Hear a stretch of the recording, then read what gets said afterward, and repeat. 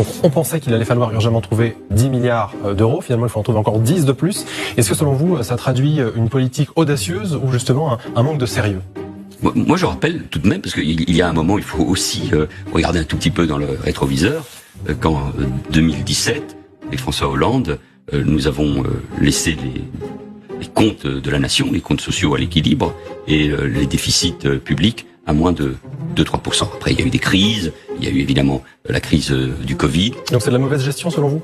Il y a à la fois une crise des recettes, ça a été rappelé par le ministre de l'économie, mais en tout cas, il y a aussi beaucoup de dépenses. Alors, je sais que ça n'est pas facile. Nous avons l'impérieuse nécessité d'augmenter le budget de la défense. Seule la sécurité et la justice ont été augmentées et c'est nécessaire pour protéger les Français. Et nous savons que l'école est une priorité. Donc ça veut dire qu'il faut aller chercher des économies ailleurs. Mais aussi, il faut des recettes.